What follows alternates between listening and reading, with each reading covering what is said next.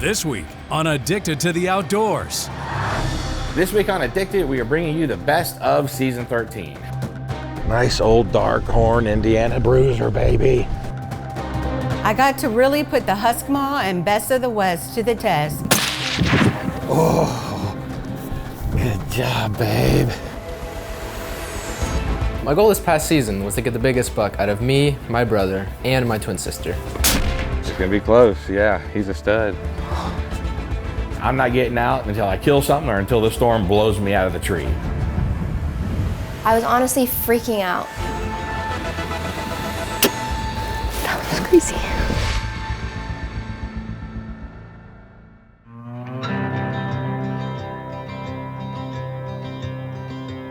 Born and raised by a hunting family in the swamps of Florida and shooting a bow by 8 years old, John Brunson took to hunting early. Gina grew up fishing with her father, but it was weekend hunting trips with John that put big game blood under her fingernails for the first time. Even now, with raising 6 kids and running 3 companies, John and Gina are still a fistful of dirt couple that take life by the antlers.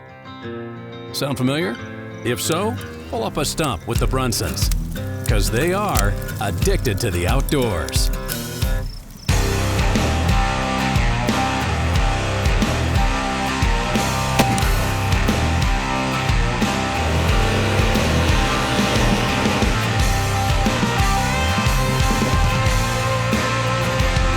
Man, what a buck.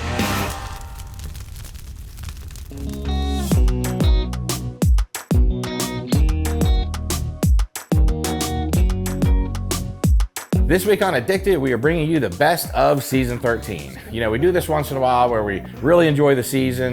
This being a season that the family got to spend a lot of time together. It's been a great year. John and I really got to get back to how we used to hunt, which is hunting together a lot. And the kids really came into their own as hunters as well. There was just a lot of cool hunts that meant a lot to us. So we kind of cherry picked the best hunts of the whole season, and we're gonna roll them up and give them all to you in one package.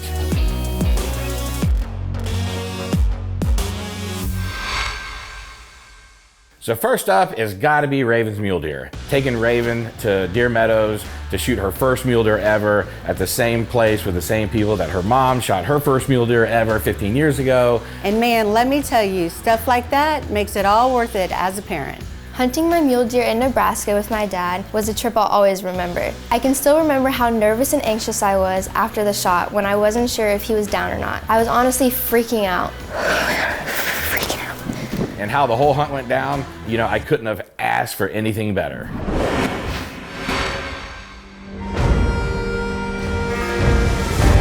When you guys were like trying to set it up, like I couldn't see the deer yet because I couldn't see over the hill, so I was like, oh my gosh, like, I have no clue what this deer looks like. But you guys have been looking at it the whole time. So then finally when I got over the hill and I could see it, I was like, wow, I was like, that's pretty close. I'm trying to get focused on the deer. You know, when you're spot-and-stalking these deer, this is the tough part. You know, it's nice to just throw it up on a tripod and get it above the weeds, but you can't do that because they'll pick you off this fast. So I'm trying to focus through the weeds and get focused on this deer. I look over at Travis and I'm like, listen, you know, I know we got Tacticams running on the crossbow that'll save our butt. So I told him right away, when she's ready to shoot, do not wait on me.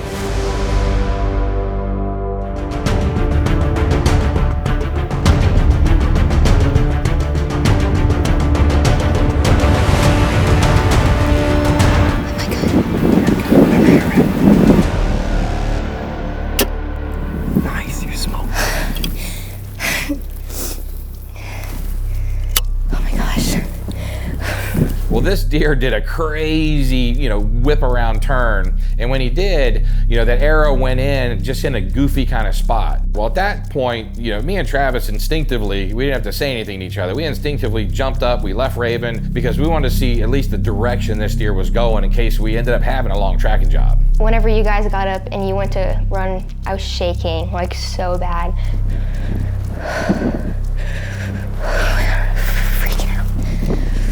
That backwards camera is awesome because it captures real emotion, raw emotion. It doesn't lie. It gives you the real deal. I'm shaking.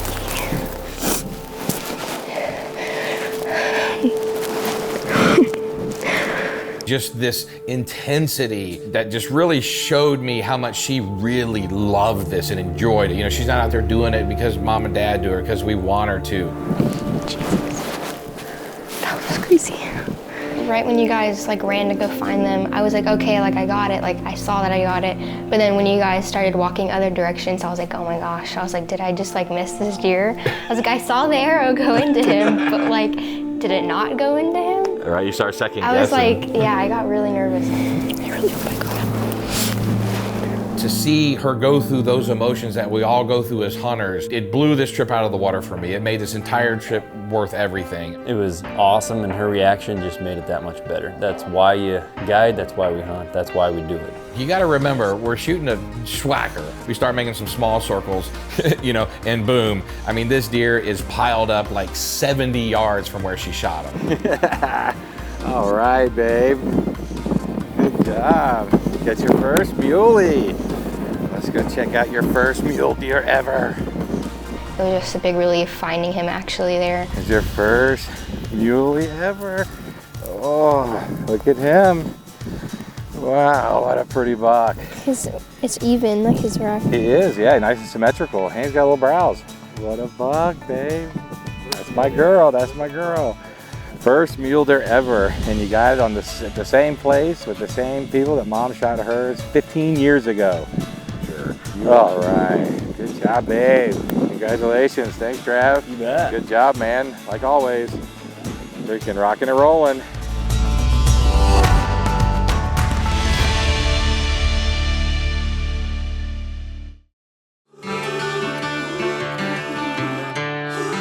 Up next is my Indiana bruiser. This was just one of those hunts that just worked out crazy. You know, we were hunting with Big B Miller like we do every year. We kind of got down to the wire. It was time to call an audible and call some friends. You know, ended up on a great ranch. You know, my plan the whole time was to film Gina. You know, we were spending time together this year, really wanted her to get a good deer down. And then the next morning, Gina had a migraine, which is something she gets often, and when she gets them, it takes her down. So the plan was to get out there, self-film, camp out all day, and try and get one down. As we get ready in the cabin there, I hear this weird noise outside, and I go look out the door, and it's like 40-mile-an-hour winds. I mean, stuff's blowing around. It's just like a hurricane's coming through.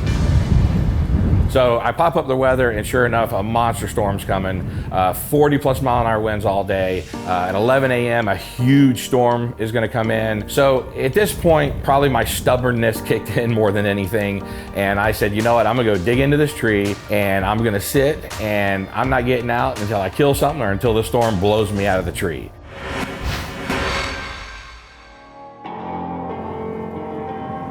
Just as I'm sitting in my stand, you know, wind blowing, soaking wet, just pretty much giving up on trying to keep cameras dry and everything else, you know, just telling myself there's no way I'm gonna see a deer, you know, this is the miserable conditions. And then wouldn't you know it, you know, I look up and out in the field, I see this big old buck, and he starts working my way.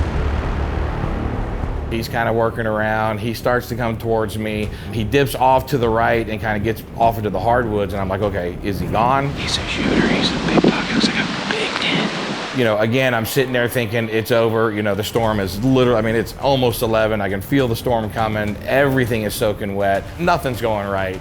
And then, you know, all of a sudden he pops right out in front of me and starts walking, you know, literally right under my stand. I mean, the one time I've got my long distance muzzleloader and this buck literally walks under my stand. So at this point, you know, everything's happening fast. I'm trying to get cameras turned around. I'm trying to get spun around. You know, I let the buck walk past me because I don't want to spook him.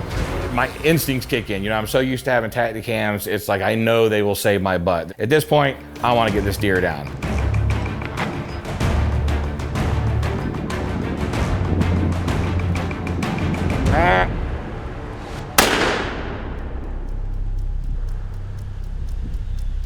Deer stops for just a second, pull the trigger, and boom, he drops. At this point, I don't even know if I've got him on camera.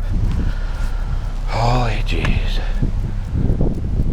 I'm just ecstatic that, you know, at the end of this crazy road trip, you know, I've got a big old 170-inch plus deer laying on the ground, you know, 40 yards from me.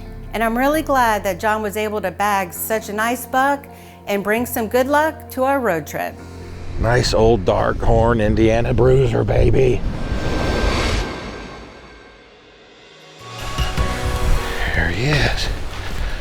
Dropped him, baby. Best of West muzzleloader. Put the hammer on him. Just a really cool buck. Really unique deer. Kind of that darker horn, which I like. Look at him. What a crazy looking buck. I didn't even see the junk. I can tell by putting my hands on him, you know, he's gonna probably bust 170. And you know, that's a great deer. I mean, that's a deer of a lifetime for most people. What a buck. Oh, wow. Look at the mass. Just an old freaking bruiser. Look at the mass on this guy. Look at this stuff. We just got some little junk going on here. I know, man, he's a nice clean 10. What a beautiful deer. Beautiful, beautiful deer. Oh, man. Yes, baby, yes. That was freaking awesome. What a freaking deer. Yeah, baby.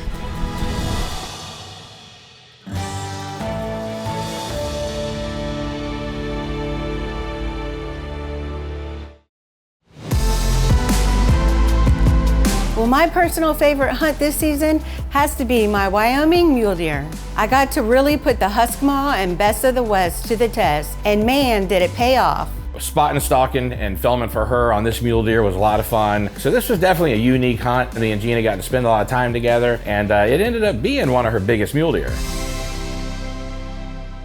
It looks like a pretty good buck here. Yeah. Look at the binoculars. Big body. Put him in the spot-and-stalk on him. He's like really grayish. That's wide. Yeah, looks like he's got good mass, good width, good forks, good height. He looks heavy. I'm thinking maybe go through here, maybe like to these rocks in front of us here, and just peek up and look down. Get eyes on him. See if we can't get eyes on him. Went and found where he bedded and set up on him. It took us a little bit to get him found, but once we did, he was in a really good hiding spot. Once we did get him found, we got set up and had to wait on him a little while. It was really cool, and we got a lot of really cool footage, but it's also nerve-wracking. I mean, we set up on that buck while he was, you know, bedded down. He was sleeping, and you know, we had to obviously just relax and wait for him to stand up, which, you know, sometimes gave me enough time to settle my nerves. Well, and you know, we don't know if that's going to be 10 minutes or 2 hours sometimes. Right. And after waiting a while, you obviously had one too many Gatorades. Yeah, you had to go tinkle behind the bush. You didn't even go. Stitch ready is. Oh my God! You can go pee, but if that deer gets up, I'm popping from the camera to the gun. I'm gonna shoot him. Hopefully he don't get up. If he does get up, we're gonna do the old switcheroo. I'm gonna roll over there and pound him. Oh, if you'd been back there peeing, that deer would have stood up. There's no telling what would have happened. You'd probably ran up there with your pants around your ankles. I probably would have. Tripping down the mountain trying to shoot that deer.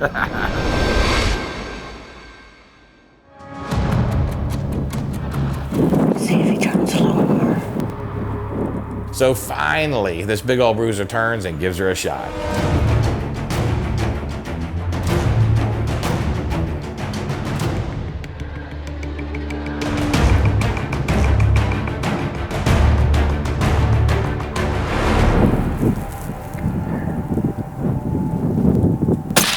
Like that, lady. Just like that, lady. Yes. Oh, good job, babe.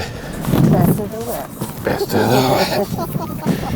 West. Made a spectacular shot and put him right down.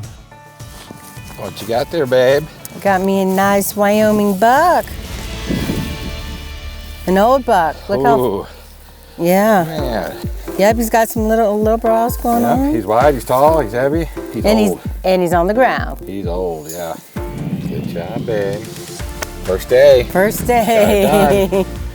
Good deal. 2 years in a row.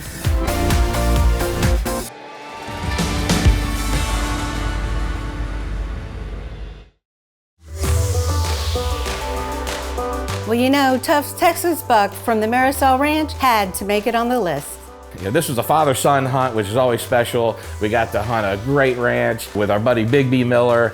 My goal this past season was to get the biggest buck out of me, my brother, and my twin sister. And I definitely got close, like really close. The way everything went down, we literally couldn't have scripted it this way if we even tried.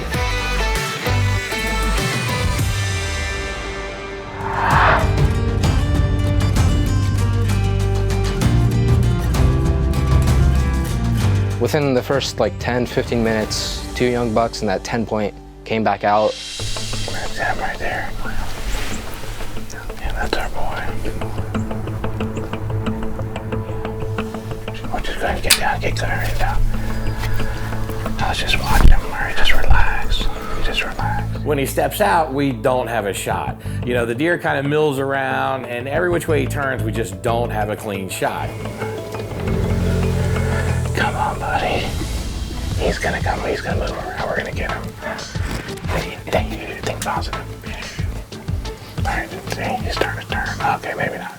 He didn't present a shot for like 15, 20 minutes. He just kept like walking down the path straight towards us or away from us. He never went broadside or anything. So you got a good clean shot right there. Yep, as long as he does sideways, okay. All right, let's watch him.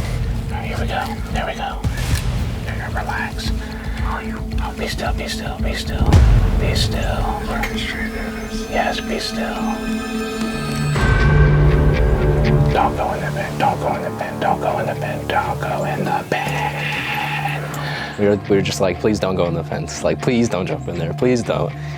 And then all of a sudden he just turns around and starts walking a different way. Oh, here we go, here we go. Wait till he stops. There you go. Whenever you're ready.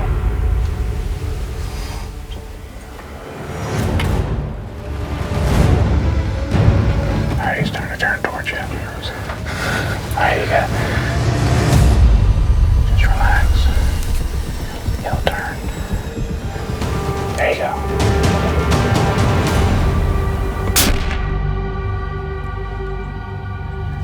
He's good. He's good. He's going down. Perfect shot. Perfect shot. Yep. We're falling. He's down. Good job, buddy. Got your big bug. Got your big bug. Big bug. Big bug. What a pretty deer. Well, he's got character and everything. This is so cool, this little thing right here. What's this little green stuff on the brow? Nice, nice. Just scratch or something? It's from rubbing trees. Yeah. Yep. What do you call these? They stick out? These are a kicker. Yeah, it's a little kicker. Yeah, see, he's a mainframe 10, like really pretty mainframe 10. He's got a little kicker. So he's 11. So he's got a little kicker off his 2. That's cool. His 1, 2, 3, 4, and his main beam. The kicker off his 2 right here. That's an awesome. He's got good mass too. Yeah. He's a nice buck. I don't know. It's gonna be close. It's gonna be close. Yeah. He's a stud. My boy. All right. Sweet. Let's take a few pictures. Yeah.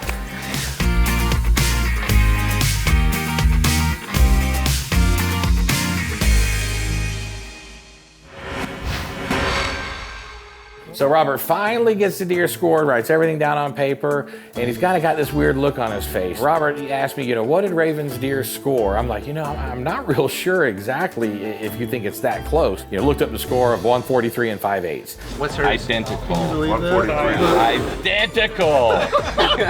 It's the exact same score. Oh my God. Right? Jesus. Your twin sister. Just so happened to be the exact same measurement as my sister. Like, what are the chances of the exact same and we're twins? Because he shot a buck that scored identical to yours. That's weird. Yeah, 143 and 5/8. Y'all exactly the same.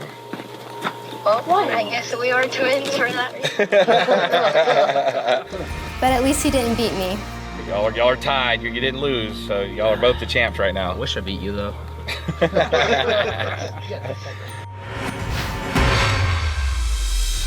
Our twin son shot a buck that measured the exact same as our twin daughters on the same ranch, if you can believe that. You can imagine all the twin jokes we got after that. We kind of attacked Addicted a little different this year, which is, the direction I think we continue to go. And that is just trying to spend more time with our families, more time with our kids, getting the kids out in the woods.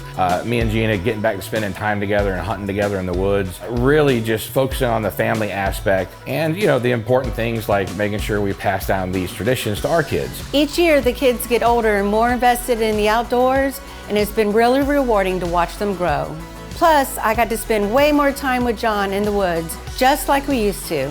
It's been a fantastic year, And looking ahead towards next season, I really can't wait for the adventures we share as a family.